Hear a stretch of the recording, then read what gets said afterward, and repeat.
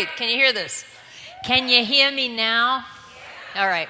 Hey, my name is Arlene, and I am a Christian alcoholic addict and codependent, and today guess what? Choose recovery. I do it. Hello. Hello. I love it when you guys say hello to me because it makes me know that I'm exactly where I belong. And I'm really glad you're all here tonight. I really am. I'm not just saying that. I'm really glad you're all here, even though you're not all there, because it means that you're choosing recovery too. And we're here together. I can't choose recovery alone. I can't. I need all of y'all, or all y'all, as Champ would say. All y'all. All y'all. That's right. Those East Fort Myers people. All y'all. Recovery from addictions, afflictions, and compulsive behaviors is something that if there was a TV commercial, it would have a warning that said, don't try this alone at home, right? Don't try it alone, because we need one another. So I'm glad that we're all together tonight, and we're all choosing recovery. I want to give you just a reminder, though, that even though we gather on Friday, and I love Friday night, and it really helps me a lot, and I hope it helps you a lot to gather on Friday night, and that we really love it, that there's actually really nothing particularly special about what we do on Friday night. And before you get all like, what are you talking about? What I mean is that Choose Recovery is just one part. We're just one part of a huge lineup of recovery possibilities that happen all over town, all week long, in all kinds of different environments for all kinds of different problems. What we do here on Friday, it's a great addition to your recovery lineup, but remember, we need to choose recovery every day, not just one day a week, but every day, by choosing the 5 essentials that we talked about just a second ago, one of which is going to meetings, lots and lots of kinds of 12-step meetings all over the place, and then getting a sponsor while we're at it, like a guide to lead us so that we can work our 12 steps. Another one of those 5 things that we talk about, which will lead you to do service work, which will give you life purpose, and all under the amazing power of Jesus Christ, who makes it all possible for us. So Friday night is great. It's great. However, there's lots of great recovery stuff to be found around, and it's good to be part of that huge banquet of rich choices. Don't just seat yourself at the broccoli bar. You know what I'm saying? You don't have to do that, because there's a big banquet of recovery waiting for you out there. So enough of the lecture. Welcome, everybody. Particularly if you're here and you're new, just want to give you a special welcome. Recovery works. So my daughter Amy, who is in her last semester of college in Iowa, came home for part of the Christmas break. She was here for the last couple of Fridays. She left to go back to Iowa on Tuesday. Broke my heart. I miss her so much. I hate to see her go.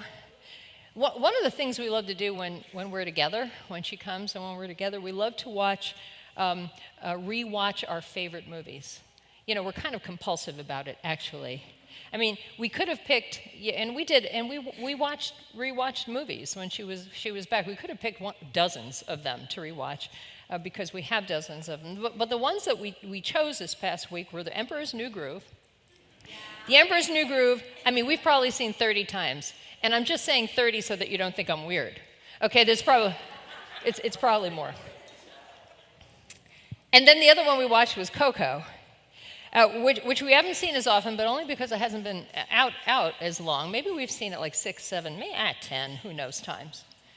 And we do this compulsive rewatching movie thing. Any of you guys all y'all have any movies that you or your family or your family group kind of compulsively watch over obsessively again and again and again? What are your favorite movies? What are they?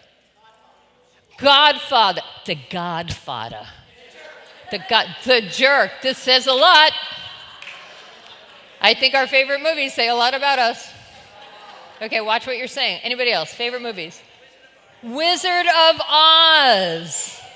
We're going to talk about that in a second. What else? Cinderella. And everybody lived happily ever after. Don't we wish that was true? Anything else? Anything else good? Indiana Jones. Snakes. Why does it always have to be snakes? Okay. I am glad I am not alone in this completely useless compulsive behavior, okay? Some of you guys are with me in rewatching these movies. There may be a recovery group that we can start for that for all of us. So speaking of the Wizard of Oz, my late sister's name was Dorothy. And can you guess what Dorothy's favorite movie was? It was The Wizard of Oz. I cannot even tell you how many times we watched that movie. She literally knew every single part of it, word for word by heart. And is there anybody here who has actually never seen The Wizard of Oz? Show of hands. Got anybody? Oh, there are a couple, but it's tentative. It's like this. It's like, okay, I don't want to be the weird one. Okay? Go home after this and watch it immediately so that your life can be complete. But until then, the synopsis of the story, all right? A misfit bunch of characters try to help a little girl find her way home, but they find themselves cornered by a wicked witch, and it seems like there's going to be no way to finish their quest without the help of a mysterious wizard who rules everything, but nobody's ever actually seen him. Here's a scene that explains it better than I can. Watch this.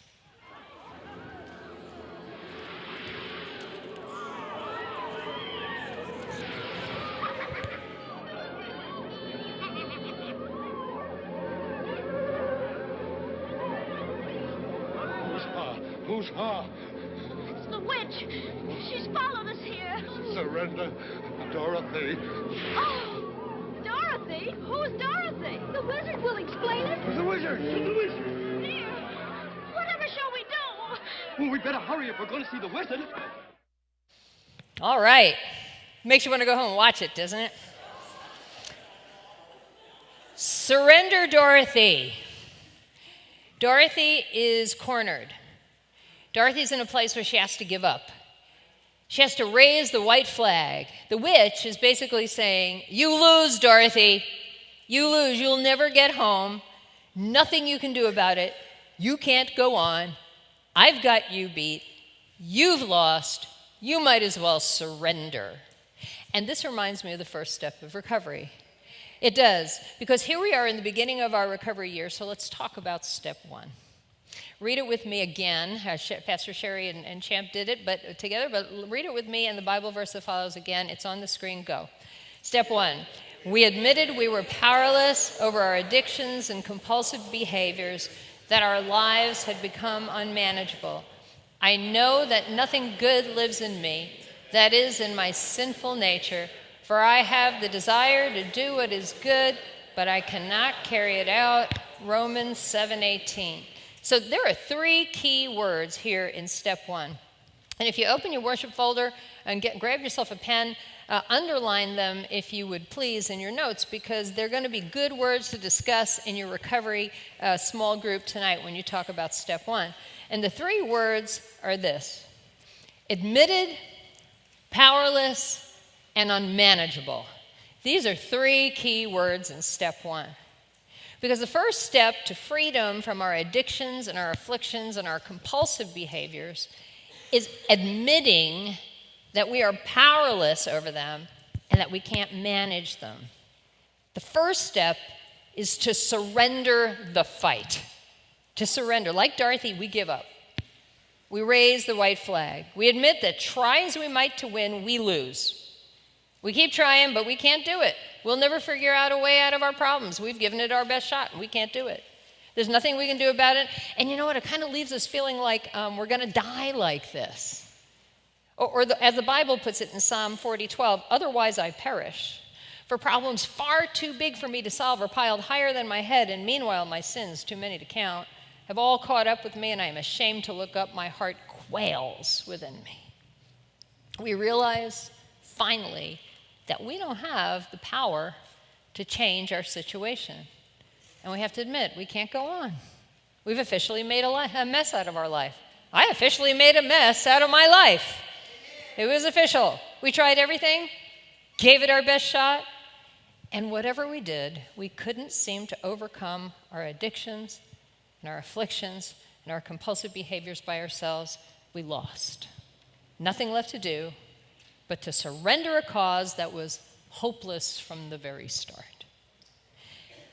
The strange truth, and it is a strange truth, The strange truth is that in recovery, we have to surrender first in order to win the war over our addictions, afflictions, and compulsions. This is a truth that's hard to swallow. It's just hard to understand. It's hard to swallow because nobody likes to give up. Who likes to give up? But step one, surrender, is the foundation on which the other 11 steps are written. Jesus just can't do his best work in us until we give up our own fight. Jesus calls you and me to a full and satisfying and purposeful life, but there's not room for two drivers of this car called our life, right? Can you imagine? I mean, just think of it. If you have a car, you get in your car to go home tonight, right? You go to Solid Rock, you eat a lot of good snacks, you get in your car, and as you start the car, someone pops up in the back seat with a steering wheel, right? And begins to fight you on how to drive your car. You go right and he goes left, and you're trying to go left and he's trying to go to the beach, and you just want to get home and get sleep, right? And there you both are, like struggling to regain control of the wheel as you careen down Del Prado. We call those snowbirds.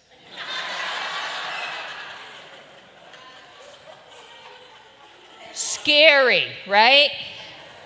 Dangerous. So my ex-husband John and I were on vacation to North Carolina once, a long time ago. And we decided to do one of those whitewater rafting rides, that you can pay for to do. Neither of us had ever gone rafting before.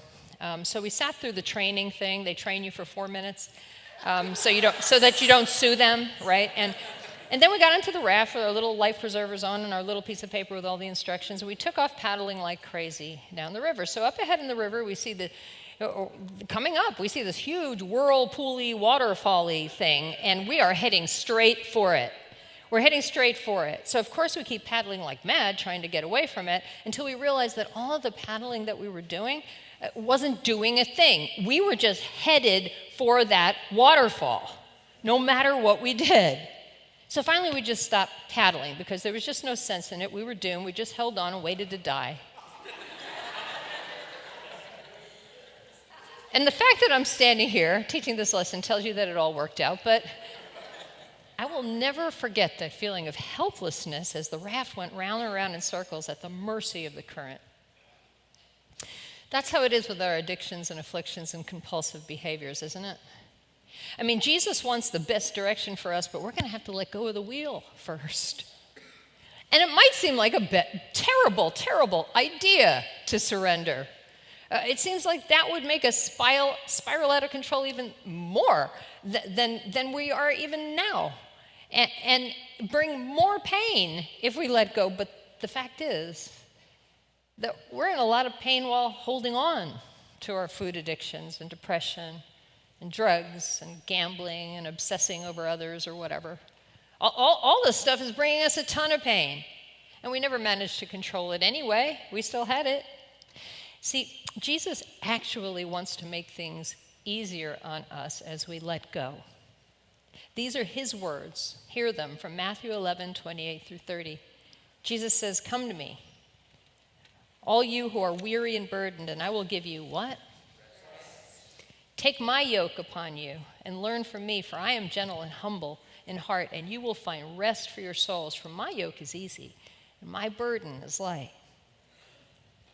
And it seems to me that before any rest can come from our burdens by taking Jesus' yoke, we have to first release ours. We have to take off our own yoke.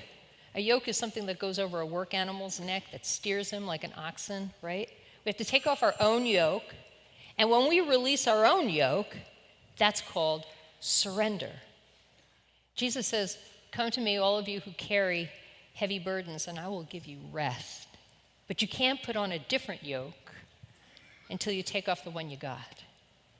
We surrender the illusion of control.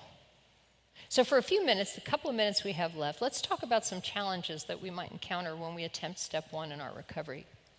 It's good to know what we're up against, what our enemy is. And by the way, the enemy is us, right? I've seen the enemy and he's me, right?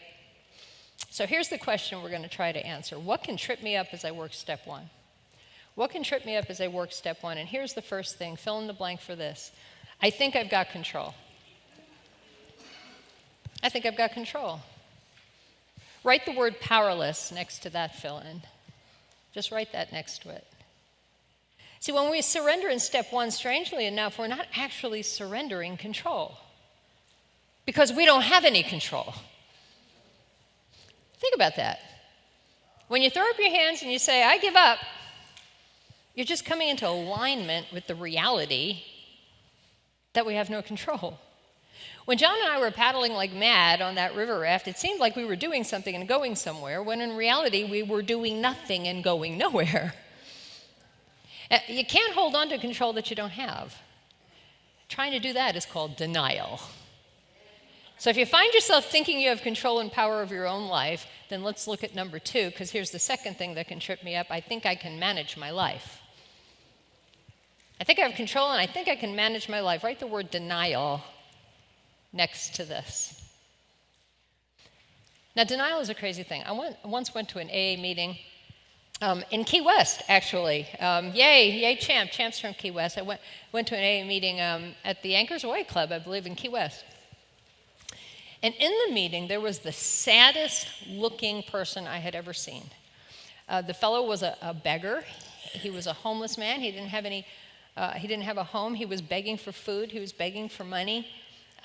He was dirty and he was wearing old clothes. He was very, very old. He was obviously a regular there, and he was very, very meek.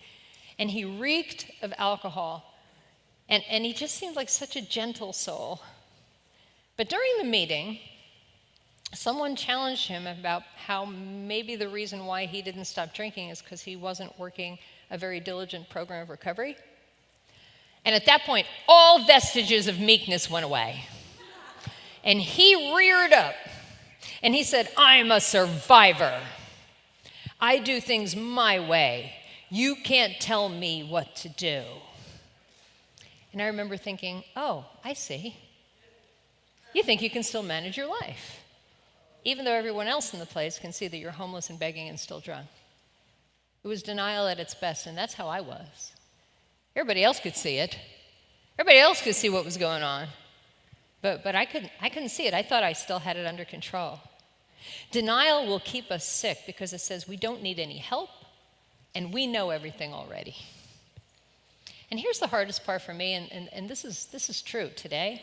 I've been in the recovery game since 1985 now, and I haven't gotten my life management down yet. I haven't figured out how to manage my life yet. And I have to remember this every single day. I am powerless. My life is unmanageable today. It's not in the past tense, it's today. And I have to daily admit my lack of power to manage my own life. I have to give up the fight every day. I don't want to be like a guy named that I read about named Hiro Onoda. This guy is something else. Hiro Onoda was a Japanese soldier during World War II who was stationed on a Philippines island when the war ended. But Hiro refused to surrender because he didn't believe the war was over. So he hid on this island in the Philippines from 1945 until 1974. Can you imagine 30 years of fighting a war that already was lost? Maybe you can imagine it. Because that's what happens when it comes to trying to manage our lives full of addictions, afflictions, and compulsive behaviors. That's denial.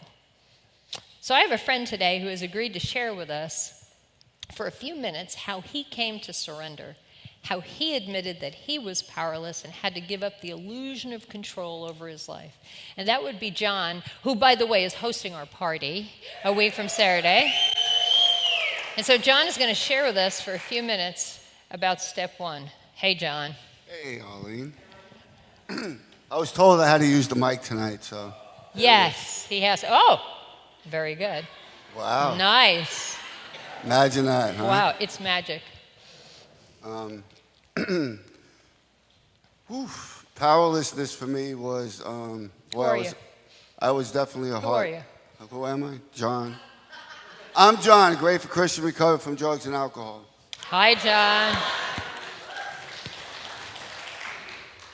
Well, when you asked me to do this, I was really thinking, I've been using drugs for 38 years of my life, and, powerlessness to me was a sign of weakness. And come to find out in 2015 when I got arrested, I felt like it was just God smacking me and saying, that's enough, son, and then putting a shield over me and letting me know that it was going to be all right because, a week after I got arrested, I was sitting in that jail cell reading the Bible, and I just felt this sense of peace over me.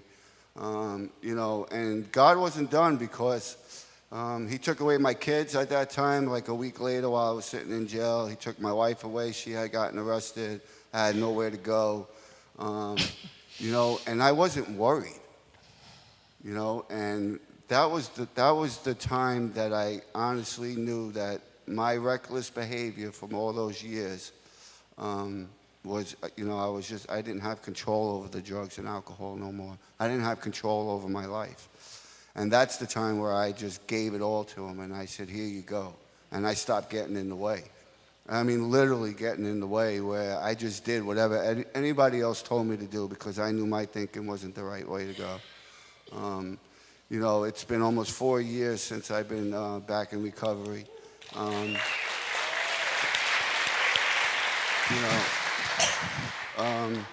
If I didn't give up the fight back then, I wouldn't have what I have now. And at that time, I literally had the clothes on my back. Today, I have a house to invite you guys to come to, which I'm so grateful for. And it's all through God and working the steps and, working the program of recovery, not only here, but on the outside, doing other 12-step meetings as well. I'm just so grateful to be here. It's an honor, and I'm really blessed these days. Thank you. Thank you, John. Thank you. Wow, that's great. I don't know what I'm going to do with this now. Now I have more microphones than I need. Better to hear you with. All right, let's try that. Thanks, John. So when we work it correctly, as John just said, step one is a pretty hopeless step because we realize the stark reality of how we lack control over our addictions, our afflictions, our compulsions that are killing us from the inside out and sometimes from the outside in too. And it's true because step one is meant to be hopeless. No power and no control means no power and no control. Step one is not saying that there's an answer to this dilemma. Step one is saying that there is no answer to this dilemma. You are captive, you've lost, there's no hope. Surrender, it's over. But I don't want to leave you hopeless tonight. See, because there's nothing worse, I think, than going home from a recovery meeting and saying, well, that sucked. Let's just go jump off the nearest bridge. So I don't want to leave you hopeless, but I'm torn because I actually sort of do want to leave you hopeless.